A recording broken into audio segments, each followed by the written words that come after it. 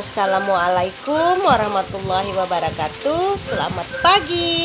Salam sehat buat kita semua. Ayo semangat, kita akan belajar.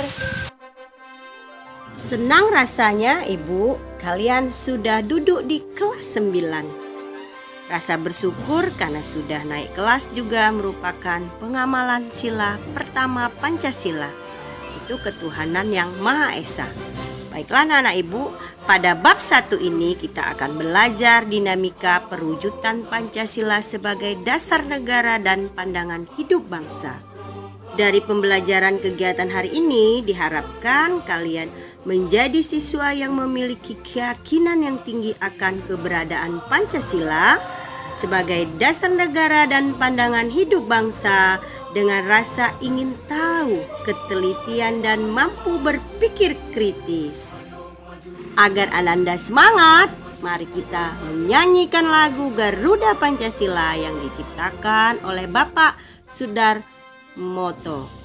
Selain itu, untuk menjaga agar kalian bisa belajar makin tekun dan disiplin, persiapkan buku, Android dan alat tulismu, kita belajar bersama. Pada saat kelas 7 dan kelas 8, kalian telah mempelajari materi yang berkaitan dengan kedudukan Pancasila, tentang perumusan dan pengesahan Pancasila sebagai dasar negara. Pada bab ini, kita akan belajar tentang berbagai penerapan Pancasila dari masa ke masa. Yang pertama, masa awal kemerdekaan. Pada masa awal kemerdekaan, penerapan Pancasila sebagai dasar negara ini menghadapi berbagai masalah. Apa saja sih permasalahannya? Iya, ada beberapa upaya-upaya untuk mengganti Pancasila sebagai dasar negara dan pandangan hidup bangsa.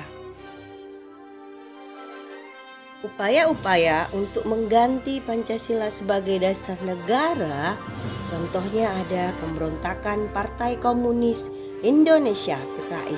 Partai Komunis PKI di Madiun tanggal 18 September 1948 yang dipimpin oleh Mus. Tujuannya apa? Mereka ingin mendirikan negara Soviet Indonesia yang berideologi komunis. Namun pada akhirnya dapat digagalkan. Ada lagi pemberontakan Darul Islam atau Tentara Islam Indonesia. Tujuannya juga ingin mengganti Pancasila sebagai negara dengan syariat Islam. Ada lagi pemberontakan Republik Maluku Selatan. Ini sebuah gerakan yang juga bertujuan untuk membentuk negara sendiri, namun dikalahkan oleh militer Indonesia pada bulan November 1950. Penerapan Pancasila dari masa ke masa yang kedua adalah masa Orde Lama.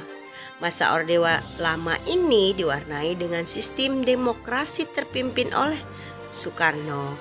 Gerakan 30 September mengubah sistem politik di Indonesia menjadi demokrasi terpimpin melalui Dekret Presiden 5 Juli 1959. Lewat Dekret Presiden ini, Soekarno membubarkan Konstituante, sebuah dewan perwakilan yang bertugas untuk membentuk konstitusi baru negara, yakni Undang-Undang Dasar 1945, di mana Undang-Undang Dasar tahun 1945 yang sebagian masih mengadopsi undang-undang kolonial.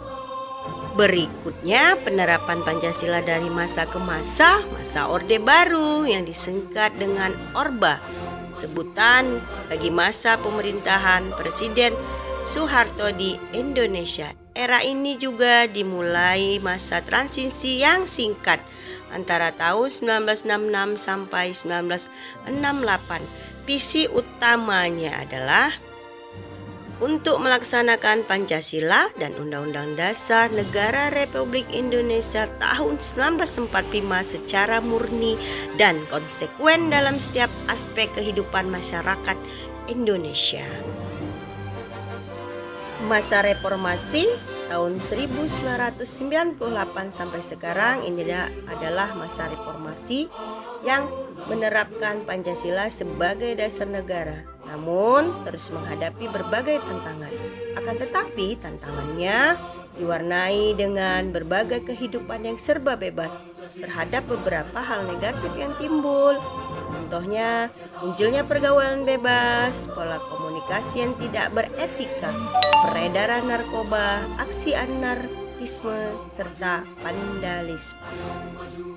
Baiklah Ananda, siswa hebat Ibu. Aktivitas siswa.